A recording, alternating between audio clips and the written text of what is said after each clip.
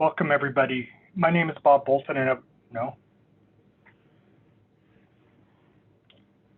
Welcome, everybody, and good afternoon. My name is Bob Bolton, and I'm at the University of Alaska Fairbanks in the International Arctic Research Center. My name is Bob Bolton, and I would like to thank you for joining the launch of the Alaska Voices podcast.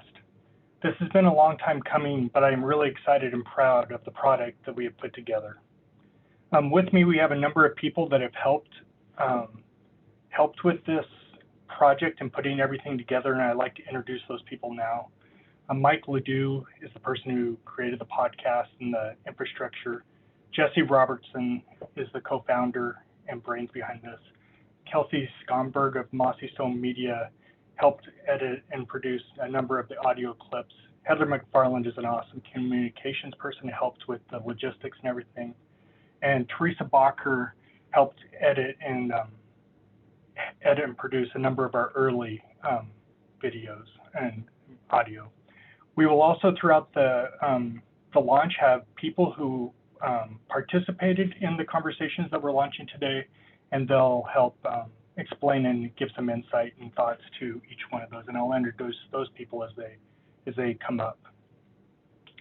The format of today is we will have a brief introduction from Jesse describing the project, and then and that's all through the YouTube channel. And on the side of the YouTube channel, there is a chat box. And if you want to provide comments or questions, we will get to those either during, after each episode, or at the end if we run out of time. So we'll have a few minutes in between each episode for thoughts and feedback. If there's time for questions, we'll answer those then. And if not, then we'll just move on to the very end and hold off from there, go from there. So with that, I would like to introduce Jesse, who is muted, and from there, we'll start the show. Thank you very much. Thank you. My name is Jesse Young Robertson. I'm a research assistant professor in the Agriculture and Forestry Experiment Station here at UAF.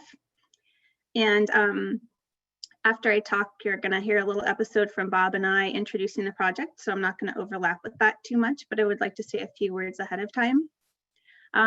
This project was done in partnership and it was inspired by StoryCorps. And what really started as an idea for recording science stories has grown into a community of stories about many things from many people in Alaska. And the thread that ties them together is their shared humanity and a desire to share their stories with others. And so we recorded about 60 conversations, and we're excited to share them with you all over the next 6 months. So when we approached people about recording with us, a lot of people said that they're not sure what they talk about, or that they don't think they have anything interesting to share. And what we've learned in this process is that everyone has a story, and sometimes the most interesting ones are shaped by the beautifully unremarkable events that make up our lives. Also, it's the voices and personalities that make the storytelling process so wonderful. More so, I think, than the actual events that are discussed. So in this project, storytelling was definitely a collaborative process through conversation, and therefore 2 people got to shape the narrative. And in a few cases, one person did interview another, but most of the recordings are conversations. And it was very humbling to watch 2 people connect and hold space for each other over the span of a 40-minute recorded session. Of course, you'll hear the much shorter edited versions. So thank you for tuning in today, and I'm excited to share this project with all of you.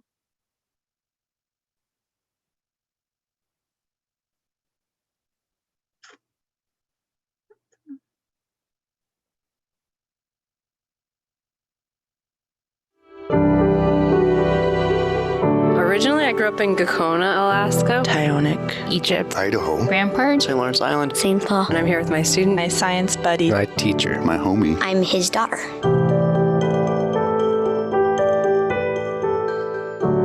Hi, my name is Jesse Robertson, and I am talking to my good friend Bob. My name is Bob. I'm in Fairbanks, Alaska, sitting in my camper, and I'm talking with my good friend and collaborator, Jesse. So we're doing the Alaska Voices podcast, and this is the first episode. I want to learn more and have you talk about where this project started and how it came about. You and I were at AGU, the American Geophysical Union annual meeting, and it was in December 2016. And it has, 25,000 attendees, and it's just a lot.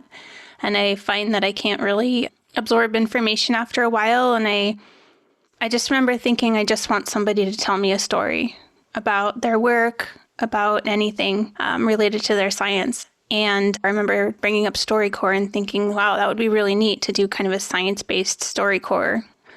And then we just started marching forward. And I remember contacting StoryCorps when I got back and having conversations with them. And then we wanted to set up a community recording, like a community recording project, and get facilitators on board. And you sought out funding from the Alaska Climate Science Adaptation Center. Yep. I guess the other thing, we called it science tapes originally. We had to fix that because it just wasn't working in terms of getting people to talk to us. And then we rounded up our facilitators and we tried to get it as diverse group as possible in terms of like what communities people interact with and where people work and where they're from and different perspectives. And then the facilitator essentially sits there with microphones and makes sure the sound is working and gets everyone oriented toward the recording and sets up expectations and gets paperwork and all that. At the training, we recorded 6 conversations as practice. I originally was wondering if it would be kind of boring to sit and not say a word for 40 minutes, but it's actually really enthralling. These conversations had their arcs, so they talk about a lot of like really deep things for a little bit, and then they move surface level and deep. I went home that Friday night and just cried. I just realized that I think I'd been really missing something in my professional life. So I guess the humanity in people is one of the things I think we miss out on a lot. You've worked a lot on inclusivity in science, and we've talked a lot about what is missing and why do we lose people and why do people not even come into science. And through this process, I've wondered if that humanity piece is missing for people. Do you still wonder about that? I do. I think science isn't very accommodating to a lot of different personality types. There's a lot of uncertainty, and it's usually a lot of juggling a lot of balls in the air and trying to stay employed. I think it's easy for people to lose track of each other a little bit.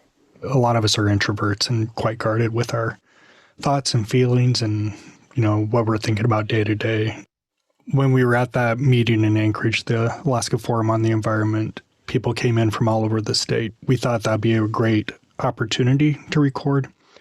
And at first, people were really hesitant, even though we gave a demonstration and talked about our goals and what we were intending and the way it kind of spread. By the end, people were like rushing us to try to get us to record. Like so many people had a story that they wanted to tell, and everybody has a story to tell, whether or not they choose to tell it or not. But everybody has a story and everybody has a background. And that came through pretty loudly in that meeting. There's a lot of gaining consent through every part of this process. People could withdraw consent at any point. Oftentimes the partners knew each other. What I heard some of the participants say is that you don't get to sit and just talk to somebody for 40 minutes, like intensely talk to somebody. One of my favorites that stands out is Lance and Ryan. Lance interfaced with a lot of researchers and just how like ridiculous research is sometimes and how ridiculous scientists are sometimes. Because we're ridiculous and it's funny. The thing that I've really admired about you since I've known you was your vision. You always had like this really clear understanding and the ideas. The vision itself is like something that I've never been really, really good at. Thank you. I appreciate that. One thing I've always liked about you is your ability to assemble. You're like, okay, what are we trying to do? Okay, you know what we need? We need this person and that person and maybe that person. And then we put all this together. Well, I'm an engineer by training, kind of. And so to me, it's always like solving a puzzle. Like, what are the different jigsaw pieces to make this whole vision that you have actually be a picture? And I enjoy that part. I don't like creating the picture. I like putting it together.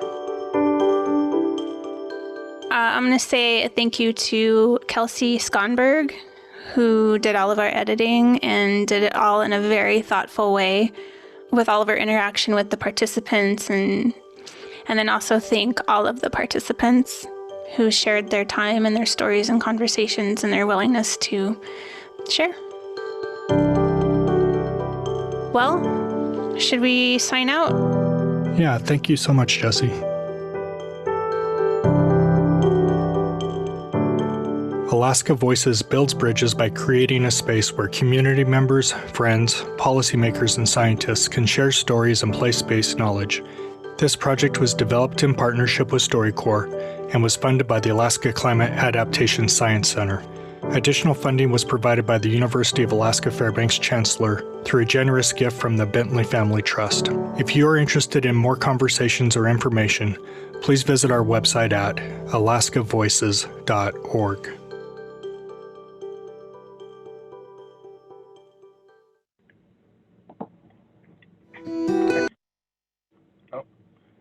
Yeah, thank you. That was fun to listen to again.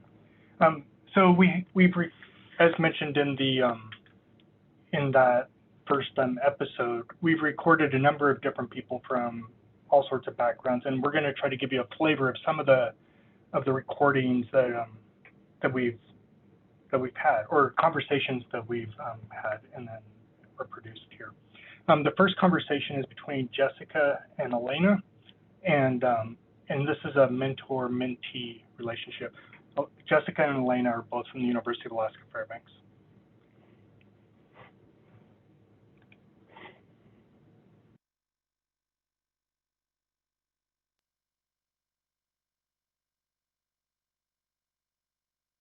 I'm Jessie Robertson from the University of Alaska Fairbanks, and this is Alaska Voices, a place for communities to connect through conversation in order to build a better tomorrow for Alaskans and the world.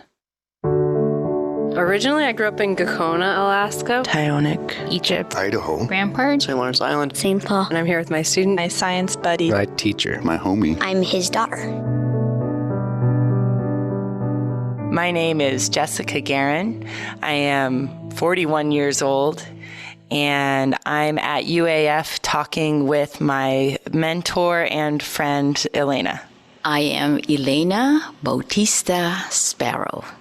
I am 74 years old, or young, and I'm talking to Jessica Garon, who is my mentee. How do you feel your role as a scientist has influenced your role as a mother, and vice versa? Being a scientist, helped me in my motherhood, because then it helped me think of, the things that a mother requires to be able to raise a child. And so I went in with both head and heart. Our children would always ask questions and say, "Oh, why can't you say it this way?" And so I realized that communication is very much a part of science. Really, it's hard to balance work and family life. I know that there are times when work will take 100% and there's zero time for family. But then there will be the other side where you have 100% on family and zero for work. And it should be okay. We should be allowed to do that. And I'm not sure that our current system is able to absorb that. I think that what you said was very enlightening, especially the part about sometimes it's 100% work, sometimes it's 100% family. And oftentimes it's some balance of something in between. Yes. As somebody who's been university staff for the last 15 years, while getting my master's degree and PhD, working full-time as a mother and a wife as well, I feel like balance is something that's hard for me to achieve. It's also can be really lonely because I'm going through all of these things and my peers are not. I think that's one of the reasons why I felt connected to you all those years ago, because you understood where I was. Did you feel like you had support from your boss to do all the things that you needed to do. Yes, yes. That is really actually very important. And actually, it wasn't just being a mother, because I was also a daughter to a mother who lived with us. And in the Philippines, it's not uncommon to have 3 generations in one household. And so as my mother got older and her health was not as good, she needed care. You are very fortunate that you're able to take that time. Yes. To be with your kids and with your mom. Right. It would be really good if we could have a childcare, because at NSF they have a floor where the employees' children are there, so that you can go visit your children during at your breaks or lunchtime or whatever. So you actually are more productive because you're not worrying about what's happening with your child. Yes. Because of childcare and the stress of having strangers raise your children for 9 hours a day so you could be a full-time person. Mm-hmm. It's the reason why we didn't have any more. So at least I can not waste the gift, and I can continue to be a leader by getting my PhD. And whether I'm a leader in this institution or whether I bug out like all my other girlfriends to join the consulting world, as long as I feel like I'm making an impact, then I will feel like I have been successful. I still don't feel like I'm done. I still feel like I'm on the path. I still feel like I'm starting. You say that we're never done. You're right. I'm never done as a mother. I'm never done as a wife or as a daughter. Of course, my mom has died since, but I can be a daughter to other people who are treating me like a daughter. And so as a scientist, and whatever we choose to be, scientist and educator, we're never done, which is good, because once we think we're done, we're dead. I think there's always room for growth and for learning more of how to do our profession, our personhood better. You have been a delight and a joy. I think you are on a path. You don't need to compare yourself with others. You can make your own path and be successful. You are already successful in my eyes. I'm with you, and I'll be with you in all your efforts if you allow me to. Thank you, Elena. I would love to have you. And I look forward to you being there on stage as one of the folks supporting me when I get hooded. Looking forward to that.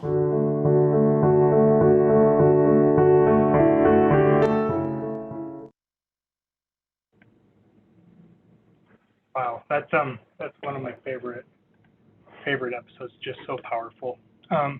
Jessica's on the Zoom, and I was wondering if you wanted to provide some thoughts on recording with Elena, or the process, or just the episode, or your thoughts on the episode that you put together yourself.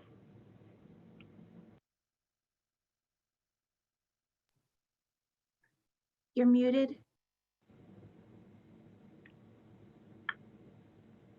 Jessica? How's that? Better. Wonderful. Thank you. I thought this was an amazing opportunity. I didn't know what really to expect doing this, but I think that you're right when you said Jesse has amazing vision, and bringing all of us together must have been a really powerful experience, because I know just spending that time with Elena, talking with purpose and intently, was really fantastic. And I'm very excited to be part of this, and I'm excited to see and hear all of the other interviews.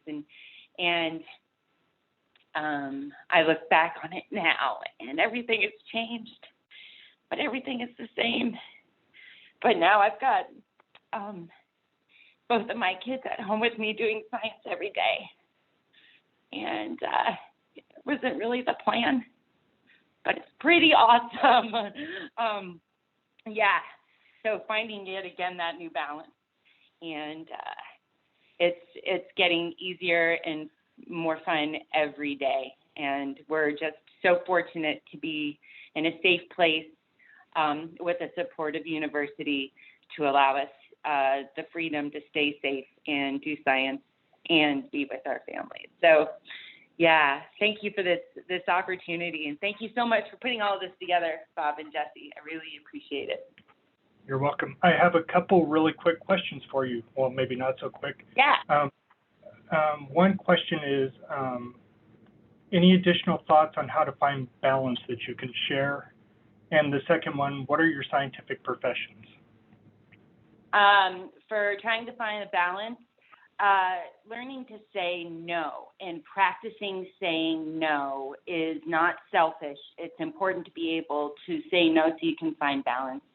The other thing that I find helps a lot is taking time to exercise. For me, that's the only time I'm really alone. And so even if it's just 20 minutes, 30 minutes, or whether it's 3 hours, really trying to work a tiny little bit of movement into my day. Otherwise, I won't sleep. So that's balance is very hard, and it changes with the career and the age of the children and where we all are in this particular point in our life. So what I found the most important was to never be rigid and always be flexible and trying to find that new balance. And what the question was, what is my science? So I'm the science team lead for the Alaska Center for Unmanned Aircraft Systems Integration. So the university's drone program for, straightforward language. And so I look at all the science questions that we can answer with remote sensing, specifically real-time remote sensing using unmanned aircraft. Excellent. Thank you so much for doing that, Jessica, and participating today. It's really fantastic. So we're going on to our next conversation and episode. This is our episode number 2. This is between Aaron and Gabe. These are both scientists. Aaron is a professor at the University of Alaska Southeast in Juneau, and Gabe is a glaciologist that works at the Alaska Department of Geologic and Geophysical Surveys, and is also affiliated with the Alaska Climate Adaptation Science Center.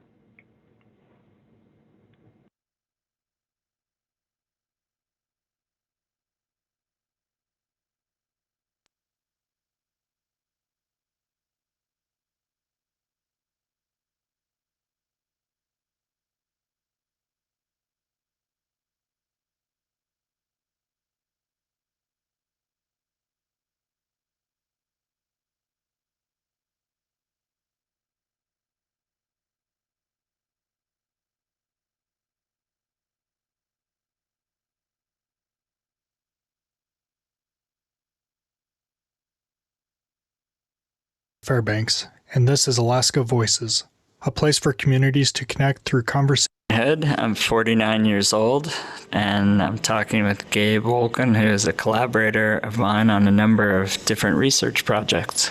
My name is Gabriel Wolken. I'm age 45, and I'm speaking with Aaron Hood, who is a collaborator of mine. So Aaron, welcome to University of Alaska Fairbanks. Thank you. I was shocked to find when I got in this afternoon that it was warmer here in Fairbanks than it was in Juneau this morning when I took off. Yeah, that's not uncommon, it seems. This year we've had at least 4 rain on snow events. This is the new normal. Yeah. We skate ski in January now. We can relate down in Juneau that our ski area opening was this weekend. It was the first time the area was open, and we've had the same thing, just a lot of rain on snow this year, and every time we built up a snowpack, it started dumping rain and resetting the whole ski area back down to the bushes again. So it's taken a long time to get it open. But the avalanche danger is reduced as well, which is a good thing. Yeah, that's the silver lining, I guess. There's a few things when we get low snow years. The deer do very well. So people that hunt really like that. The skiing is not good.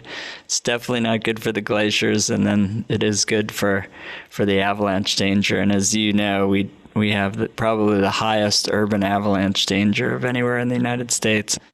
I'm actually teaching a snow hydrology, an upper division undergraduate level class in snow hydrology.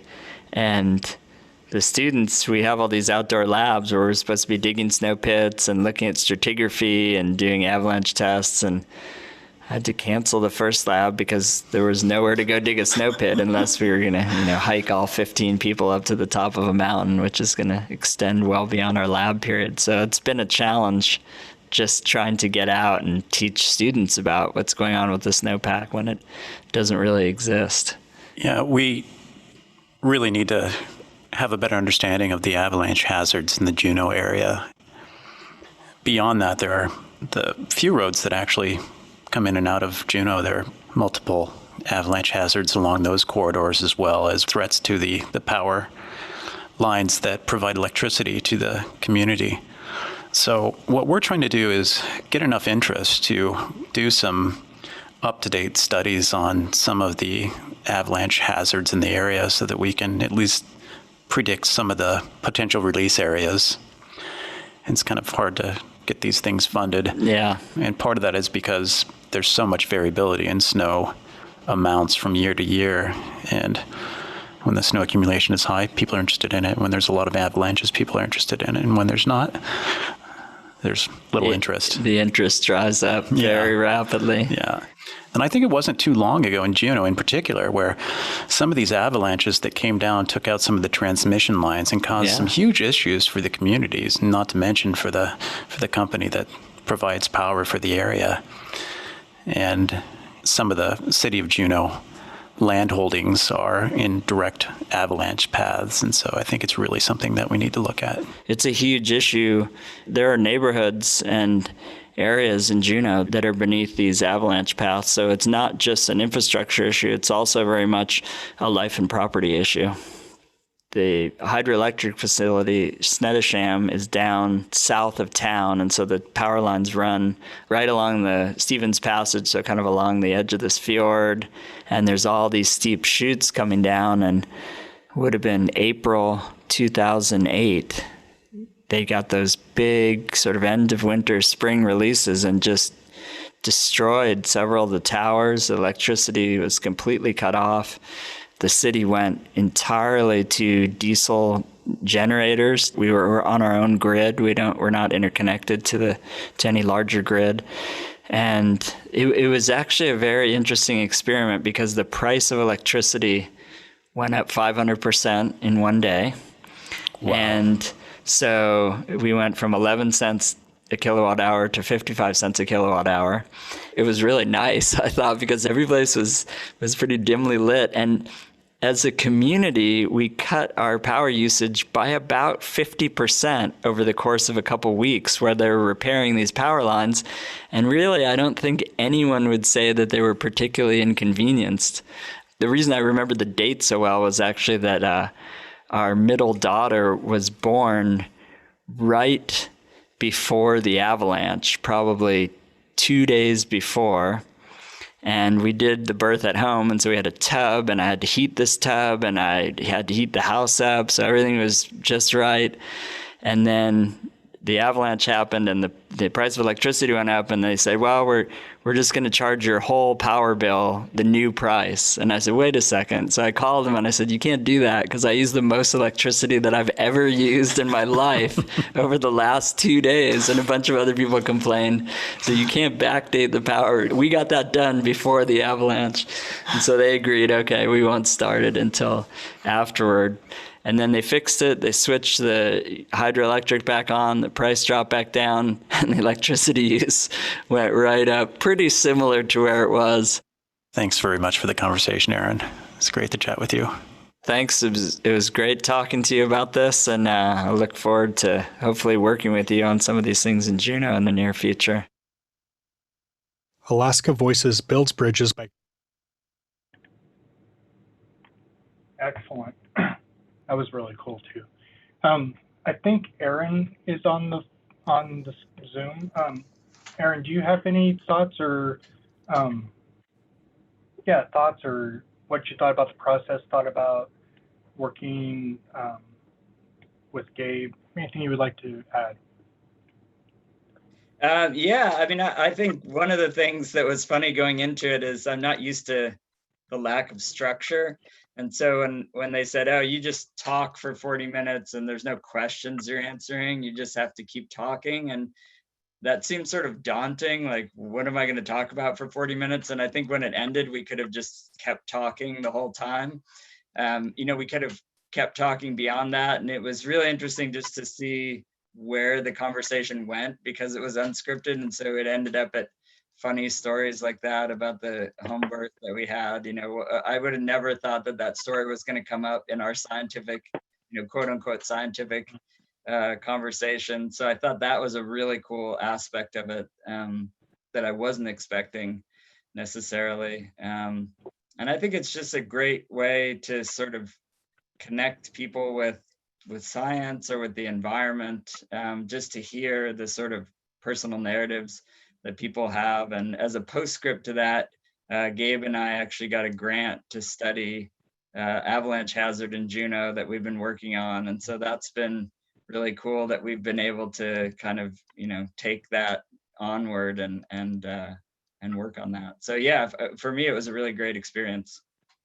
Yeah, that's fantastic. You reminded me when we were doing our training with the StoryCorps a couple of years ago, the thing I really enjoyed about that was there was so much that I didn't know about all the people I work with. And so yeah, you told the story about the childbirth, like I would have had any idea. Ryan talking about his exploits in South America or Central America during his graduate school. And there were a lot of funny stories, and it's really cool just to connect as a human and not a scientist. So yeah, I really appreciated that part of it too. And I just have a really quick chime in, Aaron. I remember I was the one that recorded your story, and I remember sitting comfortably silently, and you guys were like, oh, I don't know about this. And then the whole thing was cool. It was funny, and I saw how you two connected. And then at the end, like you said, you could have kept going. So I thought that was really neat. Yeah, I mean, particularly because I didn't even know Gabe that well at that time. And so that's the other part that felt intimidating, but it's easy to connect on a human level about that stuff. Excellent. Well, thank you, Aaron. So we'll go on to our episode number 3. This is Helen and Stacy. Stacy is a graduate student at the University of Alaska Fairbanks, and she interviewed Helen Peters about her life. Helen is a resident at the Pioneer Home, which is a care facility for elders in the community. Helen's daughter collaborated with Kelsey Scomberg to edit the piece into what we're sharing next.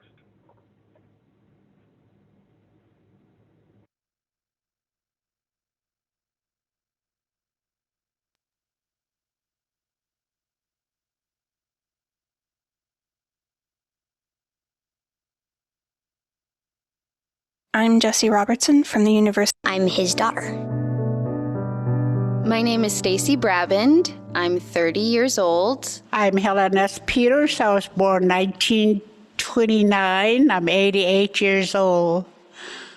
I've had 7 children, and I adopted 2 girls. Together, I have 9 children, and I have about 30 grandchildren.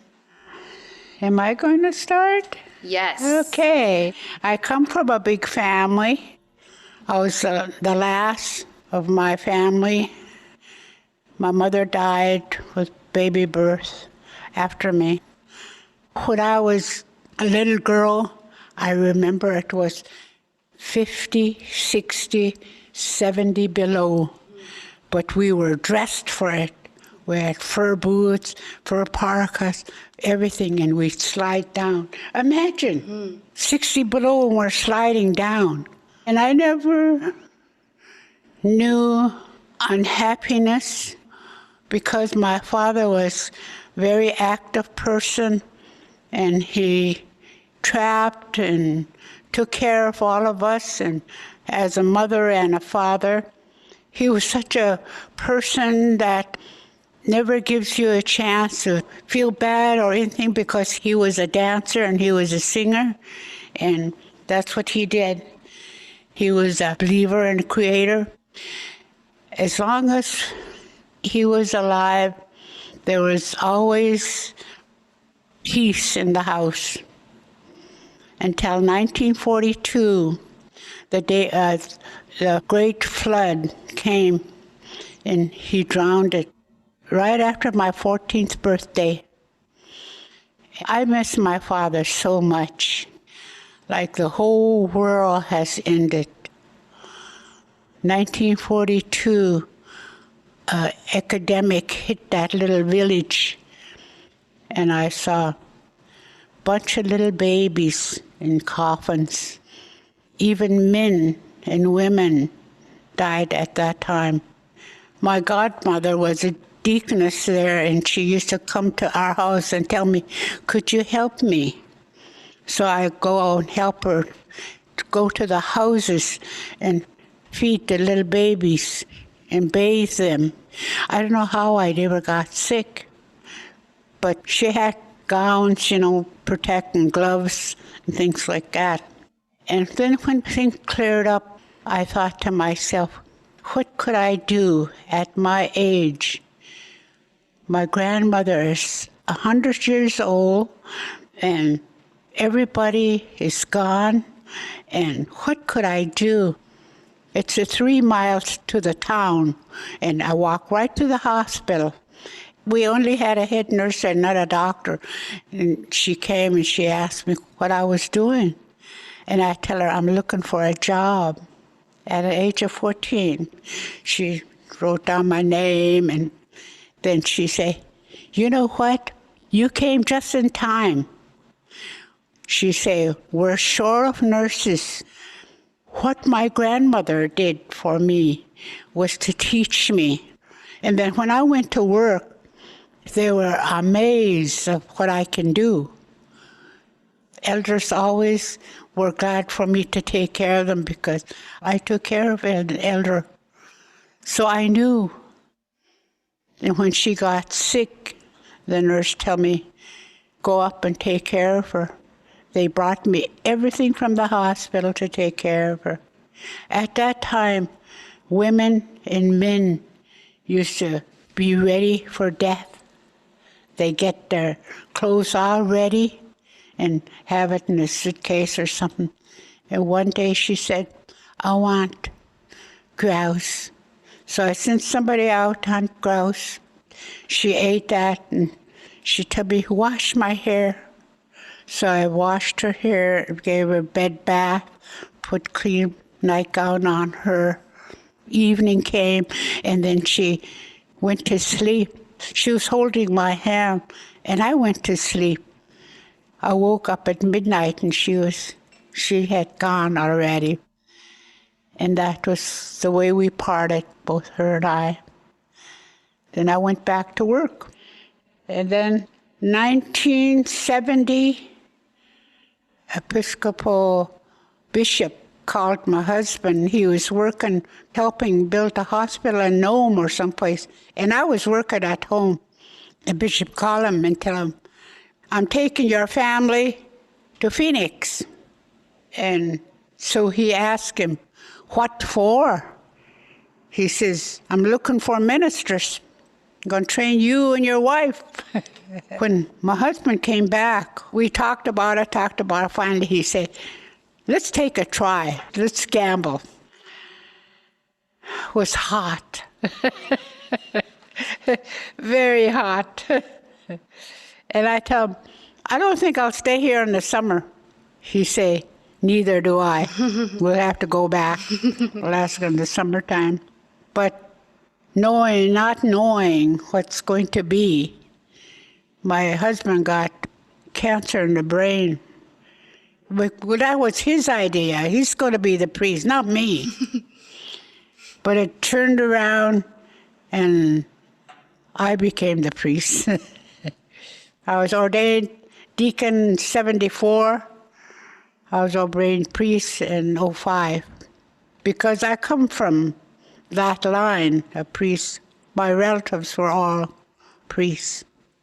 And this song was made for kids, children, my grandchildren. You, my grandchildren, dance. You, my grandchildren, sing. You, my grandchildren, play. I'll sing it. Okay.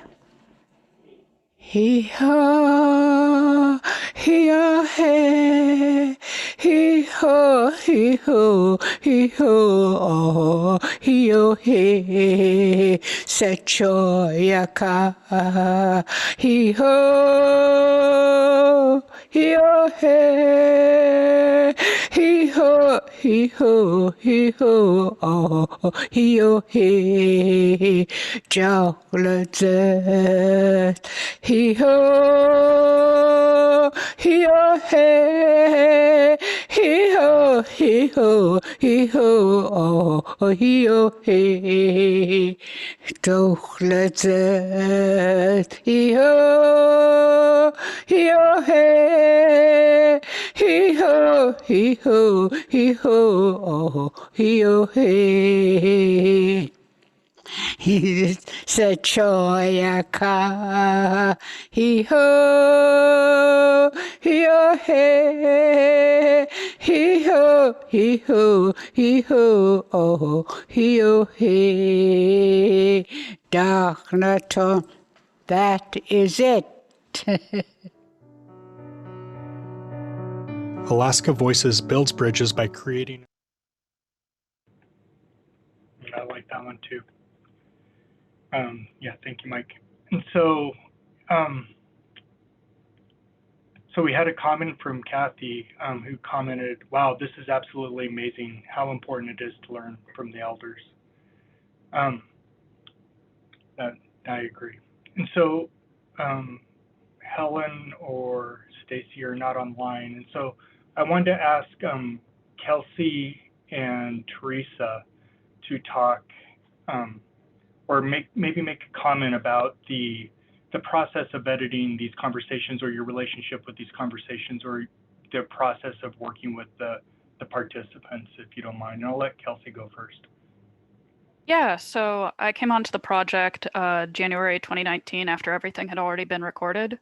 And as a heads up from that last piece with Helen, I wanted to thank Helen's daughter, who is also named Helen, for working closely with us on that story and bringing a lot more context to Helen's stories.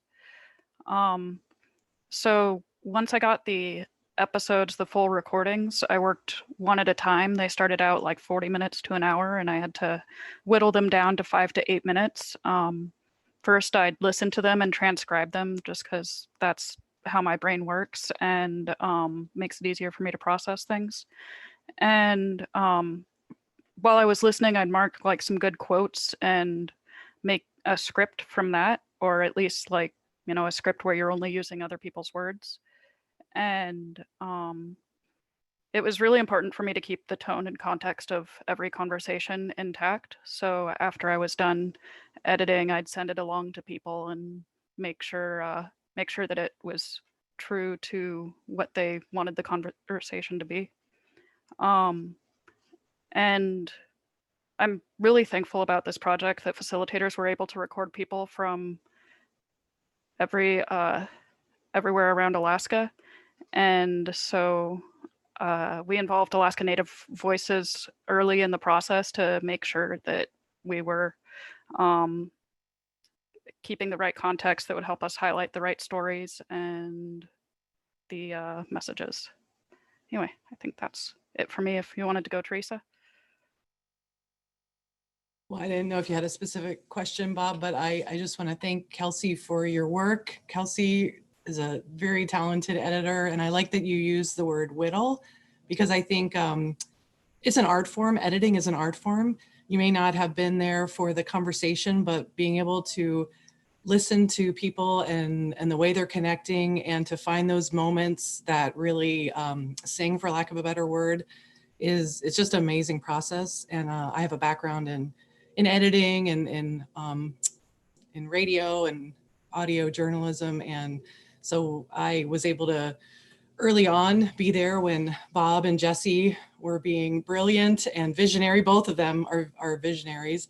And it was really exciting to be there and to be someone who could see the role that editing would have, because anytime you take conversations and you present them to an audience, there is that part of it, which is really integral to it. So thanks to Kelsey, because it is behind the scenes, but it's just a really awesome part of the process. And I'm so proud of all of you. And this is such a great project, and I'm excited to see where it's going to go next. Thank you, Teresa. I am curious about what do you enjoy about the editing process, or was there anything specific about you did 8 or 10 of these recordings? What was it that you enjoyed? Was there anything that connected with you specifically? Yeah, I mean, I think, like I said, it's to me, it's this creative moment where you're taking raw material in some ways, and a conversation, like we all know, has those moments of like, yeah, and then there's the moments of like finding your way to the next thing you're talking about, or reaching the high points. And for me, that editing process is really just being present to that. And as Kelsey said, I think everyone has a different process, just like any artist. You can talk to any artist, and they have a different way to do it. But as the editor, you go to where your strengths are, and you have to trust yourself for one. And there's definitely the collaboration part of it, which I'm also a big fan of. So there's that collaboration part that's exciting. And I also just want to mention that for the interviews that I was part of, or the conversations I was part of early on, science was a big, was a goal of the project. And what I liked about that is we're really used to hearing artists talk about their process and writers talk about their process, and even educators. I don't think we as a society have heard a lot about what that scientific process is, and as you both have mentioned, or many people have mentioned many times, the humanity is there. That's science is human. Science is so uniquely human. And so being able to have for me, the listening to those conversations and getting a sense of what that is all about, it was a privilege. It's exciting. I could do it all day long. I love editing. Excellent. That's a great answer. And thank you for jumping in, being willing to do that, to talk with us. Okay, so we're moving on. So another thing that we have, a few at least, recordings are family relationships. And so our next episode is Jeremy and Meredy, father and daughter. Jeremy is a scientist at the Alaska Climate Adaptation Science Center down in Anchorage.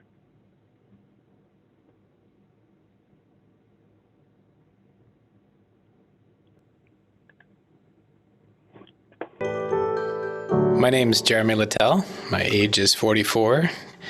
I am a research ecologist for the Alaska Climate Science Center and the Department of Interior, U.S. Geological Survey. And my relationship to my partner is I'm her dad. My name is Meredy Littell. My age is 10, and my relationship to my partner is I'm his daughter. I work with my dad on my science projects. This year, we were trying to figure out if there was a wolverine at 3 points in the Campbell Tract that we got from a map that two people at Fish and Game, Mike Harrington and Dave Salfeld, gave us.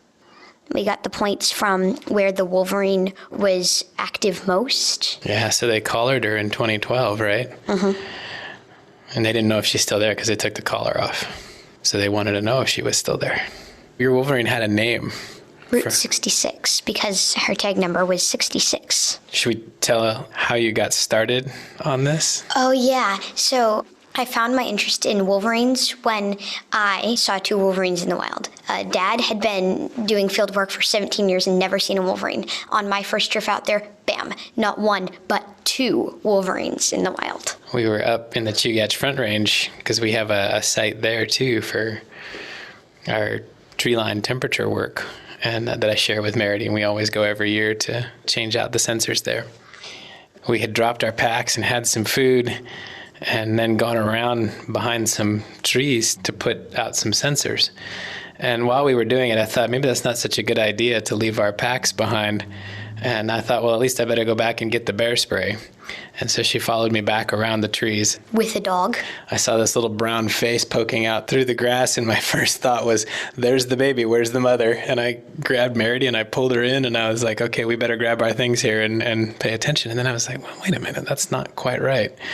And then I saw, well, it's really low to the ground for a bear cub. And the more I looked, I thought, I know what that is. And then Meredith saw it. We sat there and watched for a little bit, and then another one came through. And luckily, the wind was in our favor. I don't think they ever winded us. It wasn't even 50 yards, but it was pretty special. We're doing this project for the science fair, and we're also doing it for Fish and Game so that they can get information on what animals are living there. We started in late December and ended in late March. We were in Far North Bicentennial Park, which is a big place, but the points were spread out a lot. Yeah, so these are all foothills of the Chugach. They're very popular places to run and ski and bike, but they also happen to have good animal habitat and be relatively accessible and interesting for the things that we're working on. How did we choose which transportation mode would get us there? The snow conditions. So if the snow was really deep, we used snowshoes. When we were inexperienced, we just walked, and that did not work very well. If the conditions were good for biking, like not too deep snow, we would bike. And if they were too deep snow, but not deep enough snow for snowshoeing, because walking would be too slow, we skied. Your favorite way to get there was how? Biking. But it's a fat bike. It's a fat bike, yeah. 4-inch tires riding on the snow. Yeah. When we got there, though, we'd park the bikes in the woods and then walk into the actual field site. How did you decide where we should put the cameras in the first place? We decided that by where there was the most mustelid activity. A mustelid is a mammal that has musky scent glands. Some common mustelids are otters, skunks, and weasels. For camera 1, we had in the general area found a lot of animal tracks. On the second one, we found a set of mustelid tracks going through this clearing. And so we decided to put a camera in there. That was actually the one that we did not get as many photos from. We only got like 2 from that one. Yeah, it turns out that marten tracks that have been out there for a while and have some sun on them look an awful lot like wolverine tracks. And we were super excited for a while thinking, oh, we're going to see some wolverine evidence, right? But it turned out to be a marten. A marten, yeah. A very large marten. Yeah. That peed all over everything. Some traits are conserved among the whole mustelid family, right? Often when I participate with just me or with colleagues, it's a very different environment, different focus. When somebody's there learning, it's almost like time dilates a little bit. Things happen slower, and you can kind of enjoy it more. There's not the pressure to generate tons and tons of data. There's not really any pressure. It's a much more fun environment in some ways. If we do another year of this, what would you change? I would definitely want to include where we saw the wolverines, because that would tell us if they were still there.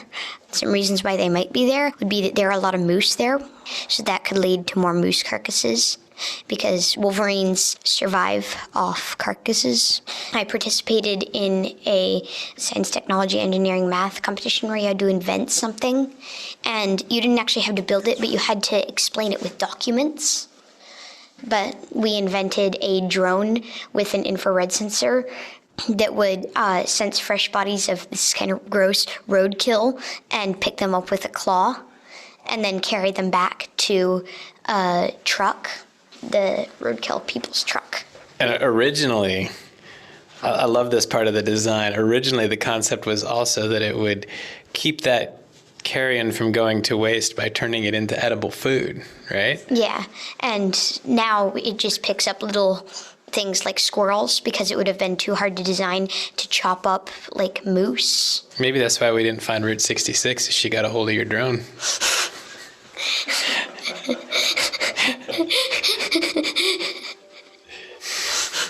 That. would be dead useful for a Wolverine. Wolverine would love to have a carrion finding drone, right? Well, here's to many more science adventure outings. Alaska Voices built. That's so fantastic. Thank you, Jeremy and Meredy. Is Meredy there by chance, Jeremy?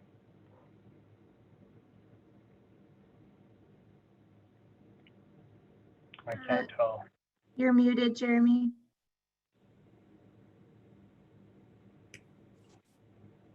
Oh, there they are.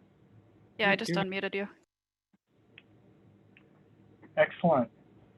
Meredy, what did you think of this? So I think I heard the recording before? I think I have. But I think that I've only heard it a couple times, and I think that this really captures the conversation. Or was it an interview? Anyway, it really captures the project that we did and how it feels to go out in the field with my dad. And it sounded fun and light, but it also, I learned a lot from that experience. So Have you been out field since then? Have you followed up with the experiment? I have not. The next year, which was 6th grade, I had a big project that I did for school, which was ropes. It was a rite of passage experiences, and so I did photography for that. And then this year I was getting some more work, so I haven't had time. But I think it might be fun to do that for another science project. But you've been back to the place we saw the Wolverines. I have been back to the place we've seen the Wolverines, right? We didn't see them. We did see a fair amount of moose, but. That's cool. And Jeremy, how was it recording a conversation with Meredy? Like, what was that experience for you? It was a lot of fun, and we had Ryan Toohey, who I work closely with a lot of the time, doing the full interview, and it was really fun to explore the dimensions of the things that we've experienced together. But also, it went in kind of a different direction with the interview, because you got to hear what the other person thought about those interactions over time. Sorry, we're having background noise. I see that. Yeah, thank you both for participating. I love the story. Thank you. And thanks to Kelsey for the great editing. Oh, no worries. It was a huge pleasure. Like, had me smiling for days afterwards listening to your guys' conversation. So. Excellent. So we're getting closer to the end. We have one more episode to play. It's a longer one, and we'll play about eight-ish minutes of that conversation, and then follow up with Luke and Teal. And then following that, we'll have a general question and answer period. If anybody has any questions or comments that want to be shared with the larger group, then please put them in the chat box on the YouTube channel, and we'll address those as we can towards the end, and then we'll wrap up. So for this last conversation, this is Luke and Teal. They are brother and sister, and they're talking about their father. This episode was recorded and produced by Nathan Bells, who is also on the line and will participate at the end here.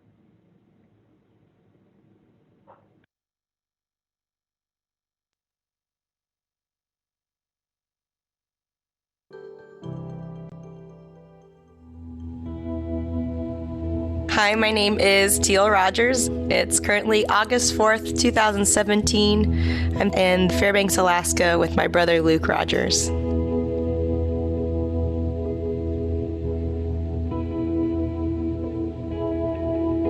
And in the middle of the table, we have a miniature bison figurine, and can't quite tell if it's a plains bison or a woods bison, but it's just a little baby bison about the size of a quarter.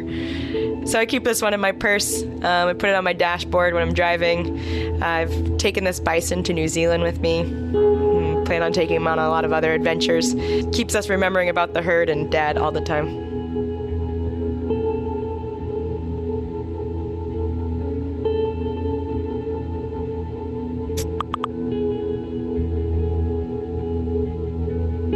We grew up here in Fairbanks in the interior of Alaska. And when we were kids, we found ourselves down south of Anchorage into a small town called Portage. And our family friends, Mike and Kelly Miller, own the property, and they've started kind of a program to rehabilitate animals that might have been, someone might have taken them from their natural habitat, and then they needed a place to live since they lost all of their outdoor skills. Sometimes there was just too many foxes out on the airport runways, and they needed to put them somewhere. So it's a wildlife habitat, and we kind of grew up there. We got to meet animals. There was moose. There was interns teaching and working and learning with the moose. We had wolverines there. The animals kind of come and go. So we kind of grew up at the Conservation Center, and our dad was a volunteer between the Department of Fish and Game and the Wildlife Conservation Center to start working on a wood bison restoration project.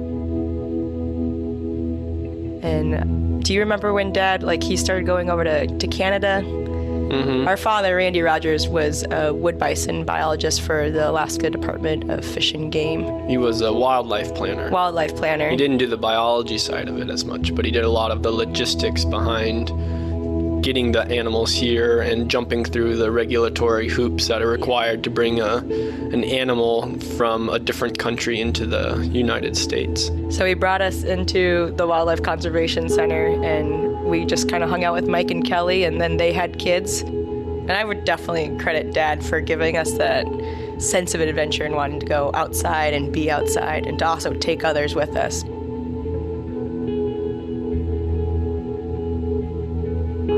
So he was just all the time outdoor, wanting to get us rafting and hiking, take us somewhere to go play.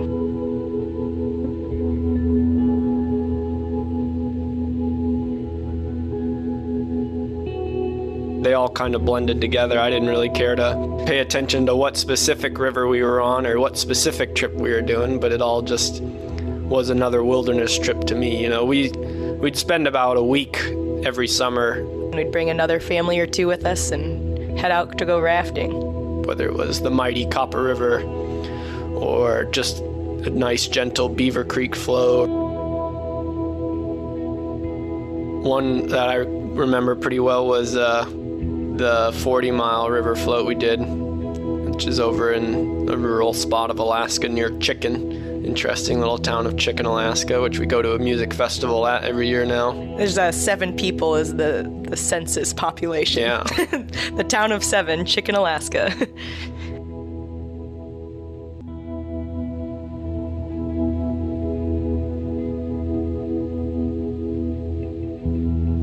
It was a nice couple-week float and beautiful weather most of the time, I remember. And we went up to this point where there was the big rapids on the river. And I remember a man coming up to us in a boat and saying, "You better strap your kids in," and looking at me as a little 4 or 5-year-old kid. And my sister being only 9 or 10 by then. And so strapping your kids into a raft is never a very good idea, especially if it flips. So we didn't take this very literally. And I remember going through the rapids, and we would just hold our hands up like we were riding a roller coaster. We had no fear at all because we knew our dad could handle himself and navigate could bring the us water down there straight. Yeah. So that was a good experience that I remember, and my dad being able to guide us through some really exciting whitewater.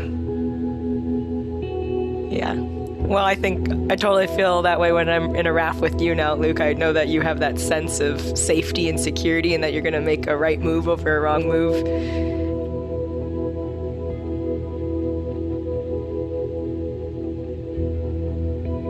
Luke, you want to paint a picture of what Dad looks like? Yeah, I guess when I remember him best, he was kind of this very old, jolly, almost Santa Claus looking guy. He had a big white beard, some glasses, and he was somewhat bald but had the nice white patches on the sides of his head. He had a gut on him, but he was full of muscle. Yeah, he had a good sized belly, but definitely he was still very well in shape. He worked very hard, and you could always just see like a very happy, upbeat attitude on him. He never looked upset much. Yeah, my mom always says this too. If you took a side profile of Randy, he looks just like a bison. And you could see it maybe if you squint your eyes a little bit, but he's definitely become part of the face of the Wood Bison Restoration Project. And our dad did recently pass away from esophageal cancer. And in that time, I was a student at the University of Alaska Fairbanks, and my brother was just finishing up his high school years when we lost him. And it was definitely rough for us. It was hard. We were at least able to see it coming, and we didn't know when it would happen, but we were able to spend the last few years of my dad's life shredding the mountains and rafting with them and going out on adventures. He literally was skiing 3 weeks before he passed away, so I think he made the most of it, and he taught us well.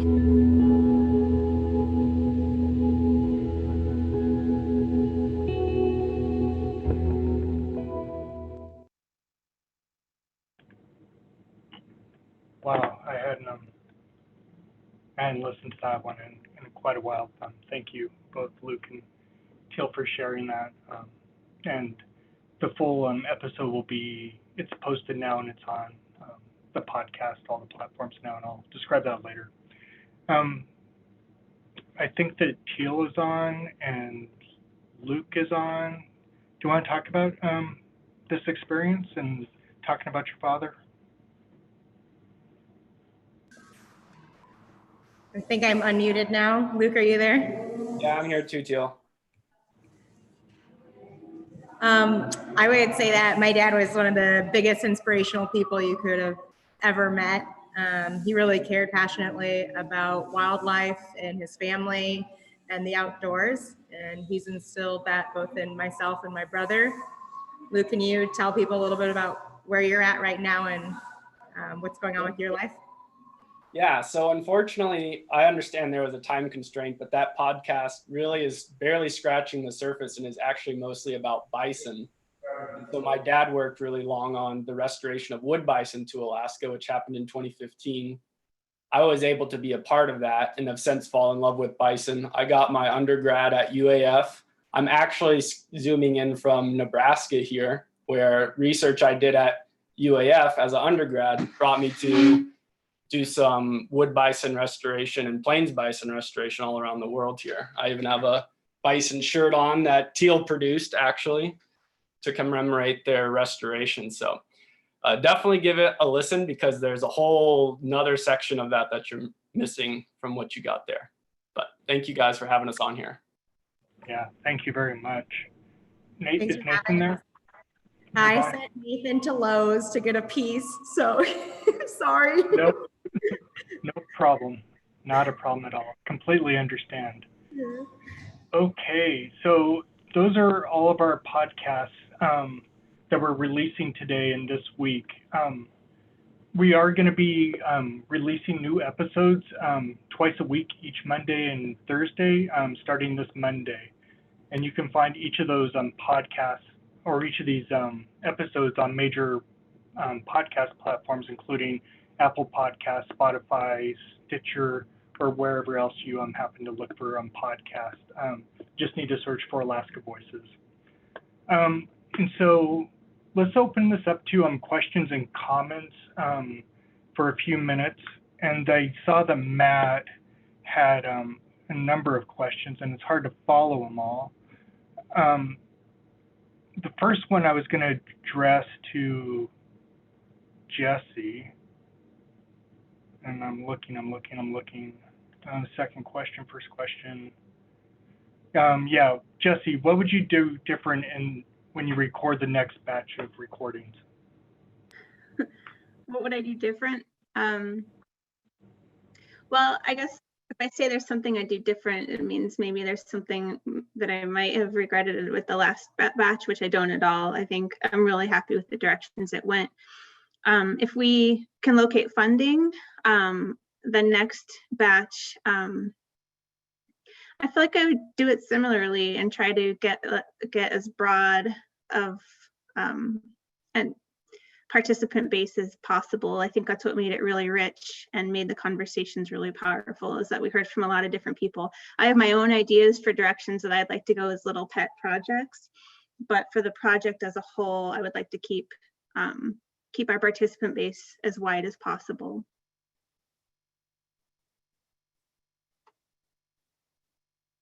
And I'll keep going with you, Jesse, and anybody else that recorded. And maybe Teresa can chime in on this one.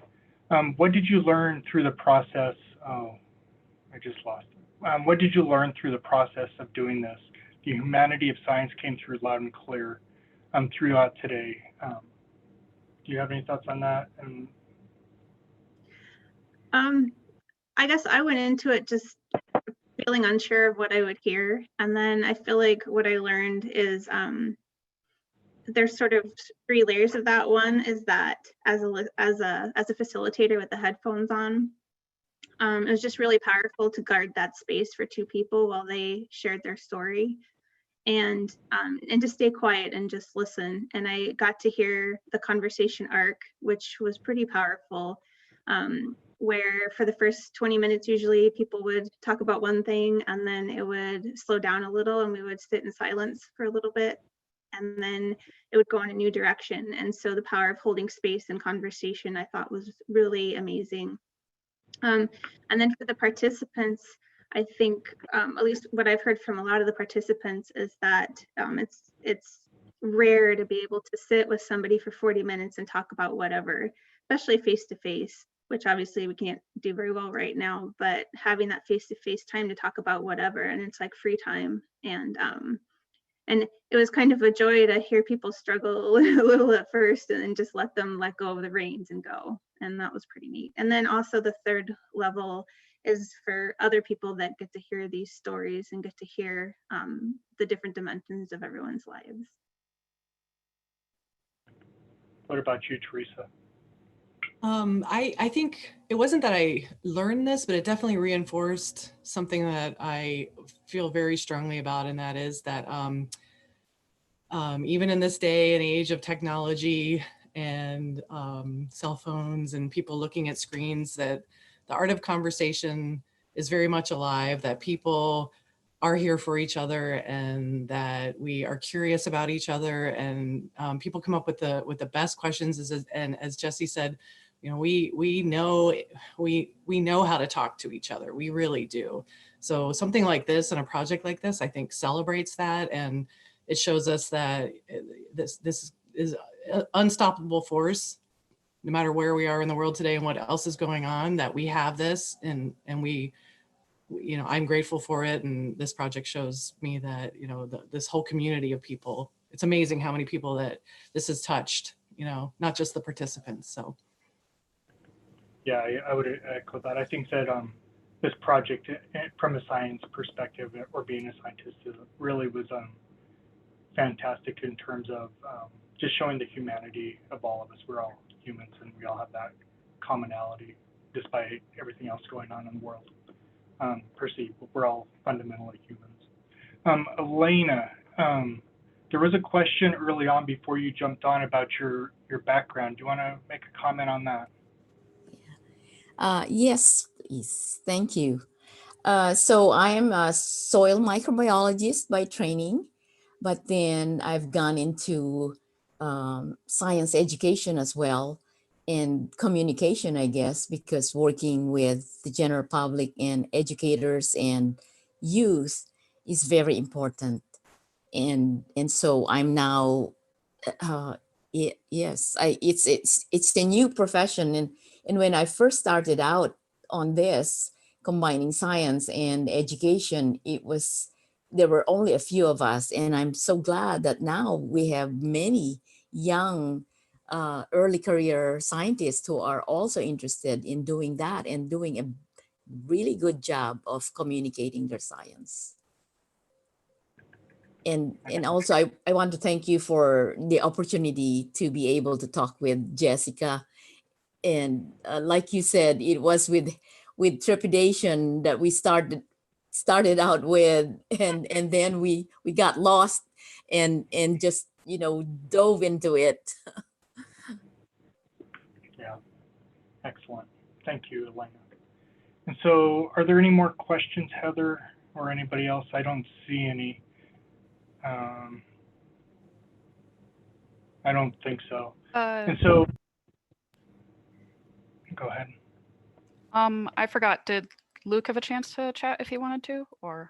He did. Yeah, he did. Okay, sorry. Just paying No attention worries. to the chat for a sec there. Yeah, no worries. And so if you'd like to learn more about this project, you can go to our website at www.alaskavoices.org, where you can listen to all of our episodes, have some background as well. And if you have any questions or comments or would like to contact us, there's an About page on there and a form where you can email us and we'll respond to you as well. We will continue to post our episodes on YouTube and as well as subscribe to We will continue to post the episodes here and on YouTube as well as the IR YouTube page, so you can follow us through the IR group. And finally, I would like to thank everybody for participating and joining us today. I think this was a pretty fun and fantastic and great rollout. I'm really excited about this. I would like to thank all of the participants for trusting us and allowing us to hear their stories and sharing their stories and their trust with us. I would also like to thank the Alaska Climate Adaptation Science Center as well as the UIF Chancellor for providing funding to get us to where we are today. It's very much appreciated, and I hope you're happy with this product as well. And finally, I would like to thank StoryCorps, specifically Eddie and Perry, for both their guidance and mentorship in helping us get this project moving forward. And so be on the lookout for additional episodes, our new episodes. We have, starting on Monday, we have 60 total. So we have about 6 months worth of content. So twice a week, I hope you join and enjoy the process. Are there any other comments from anybody on the Zoom, Jesse or Kelsey or anybody else?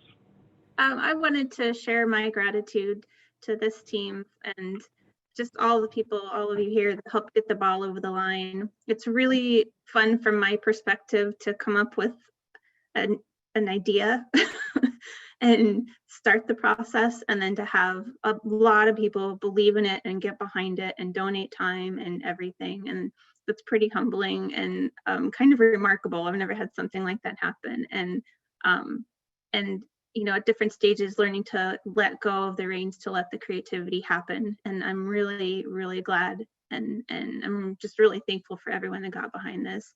And then Bob, you did a great job of really moving the ball over the line. And of course, Michael, amazing communication work. And where is everybody? Kelsey, thank you so much for your work on this, and just so thoughtful in terms of interacting with participants. So, and Heather, of course, Heather McFarland. So thank you, everybody. And Teresa. Yeah, I would like, oh, sorry, go ahead. Oh, no worries. I just wanted to say, like, I've worked on a few multimedia projects highlighting Alaska's place-based science and Alaskan issues. And I really appreciated how open and encouraging this team was to any ideas I had about how to respect people's times and stories and everything. So thank you. Yeah, and I just want to echo Jesse and thank the crew for really pushing this over the finish line. There's no way this would have happened without Mike and Kelsey and everybody else. And so thank you. Are there any other comments before we sign off? Okay, well, thank you all very much for joining. I really appreciate your time, and I hope you enjoyed this. And again, please let us know if you have any questions or comments or anything else. We look forward to hearing from you. Thank you.